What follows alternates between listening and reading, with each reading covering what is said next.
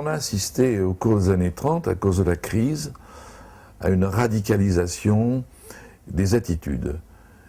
D'une part, à droite, la montée des ligues, des mouvements d'extrême droite, du fascisme même, des idées autoritaires, la volonté d'abattre le Parlement, la République parlementaire, et d'instaurer un pouvoir fort.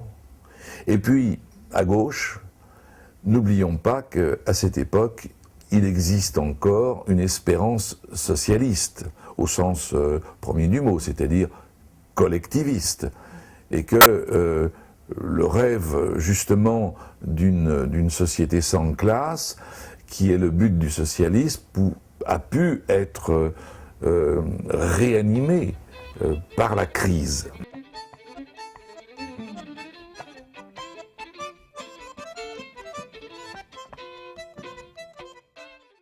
À vrai dire, la crise a touché les populations. Le chômage a vu ses chiffres s'élever, plus d'1 million de chômeurs.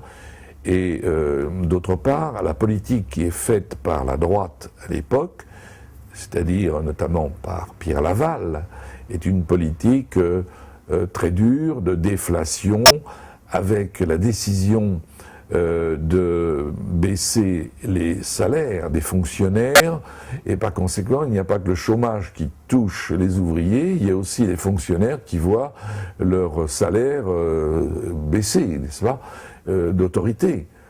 Alors évidemment, les prix baissent aussi, les prix à la consommation baissent, mais il n'empêche qu'il y a une demande sociale qui est très forte. Il faut sortir du marasme de la crise, et ça encourage naturellement la mobilisation de la gauche, notamment contre les lois de déflation de Laval, contre les décrets-lois de Laval. Ça, c'est un des mots d'ordre.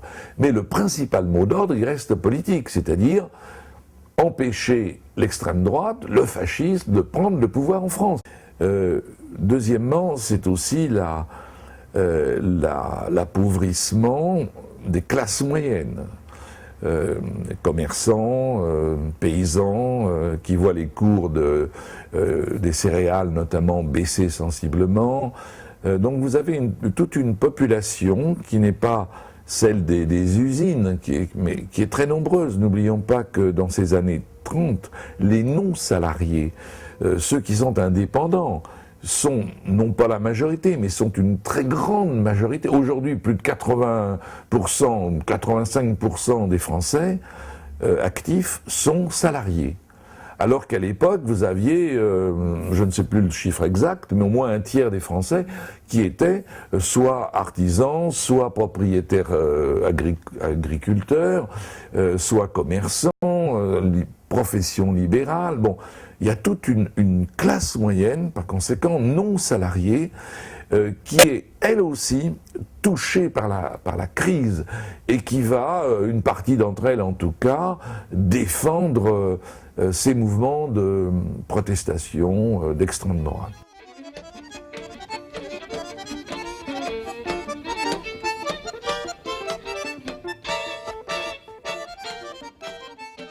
C'est cette idée que le régime en place est impuissant à affronter la crise. Il ne peut pas, il n'a pas les moyens, les ressources, il ne sait pas.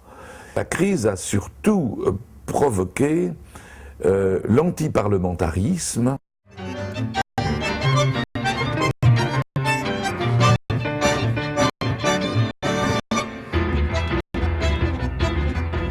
Que l'on songe à la journée du 6 février 1934, quand le Palais Bourbon, par conséquent, est pris d'assaut, ou en tout cas une manifestation très puissante, très violente, tente de prendre d'assaut le Palais Bourbon. Il y a plusieurs morts, il y a des bagarres terribles, et à ce moment-là, ce n'est qu'un cri à gauche, la France est menacée de fascisme. Alors, c'est pas tout à fait vrai, c'est pas le fascisme italien ou le nazisme, mais il est incontestable qu'il y a à ce moment-là en France une force politique qui veut abattre la République, en l'occurrence la République parlementaire, parce que ce sont des mouvements nombreux, très très différents les uns des autres. Par exemple, vous avez certainement un courant fasciste qui, lui, voudrait littéralement prendre d'assaut le palais Bourbon et faire une sorte de contre-révolution,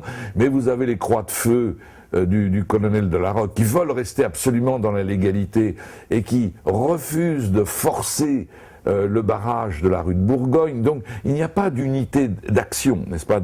Mais le 6 février, tout de même, a abouti à quelque chose, c'est à la démission du gouvernement Daladier et à la formation d'un gouvernement d'union nationale, c'est-à-dire que les gauches sont battues et c'est un gouvernement, vous voyez, fait de radicaux et de gens de droite et qui vont remplacer un gouvernement de gauche.